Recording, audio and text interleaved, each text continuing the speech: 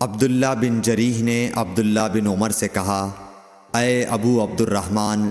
میں نے تمہیں 4 ایسے کام کرتے ہوئے دیکھا ہے جنہیں تمہارے ساتھیوں کو کرتے ہوئے نہیں دیکھا۔ وہ کہنے لگے، اے ابن جریح وہ کیا ہیں؟ ابن جریح نے کہا کہ میں نے طواف کے وقت آپ کو دیکھا کہ 2 یمانی رکنوں کے سوا کسی اور رکن کو آپ نہیں چھوتے ہو۔ دوسرے میں نے آپ کو سبتی جوتے پہنے ہوئے دیکھا، اور تیسرے میں نے دیکھا کہ آپ زرد رنگ استعمال کرتے ہو،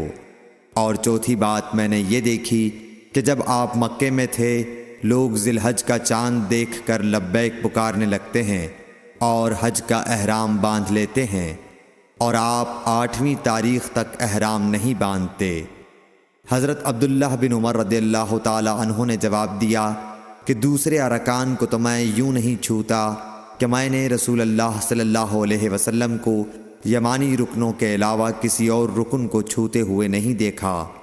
اور رہے سبتی جوتے تو میں نے رسول اللہ صلی اللہ علیہ وسلم کو ایسے جوتے پہنے ہوئے دیکھا کہ جن کے چمڑے پر بال نہیں تھے، اور آپ انہی کو پہنے پہنے وضو فرمایا کرتے تھے، تو میں بھی انہی کو پہننا پسند کرتا ہوں۔ اور زرد رنگ کی یہ بات ہے کہ میں نے رسول اللہ صلی اللہ علیہ وسلم کو زرد رنگ رنگتے ہوئے دیکھا ہے، تو میں بھی اسی رنگ سے رنگنا پسند کرتا ہوں۔ اور احرام باندھنے کا معاملہ یہ ہے کہ میں نے رسول اللہ صلی اللہ علیہ وسلم کو اس وقت تک احرام باندھتے ہوئے نہیں دیکھا جب تک آپ کی اونٹنی آپ کو لے کر نہ چل پڑتی۔ صحیح بخاری حدیث نمبر 166۔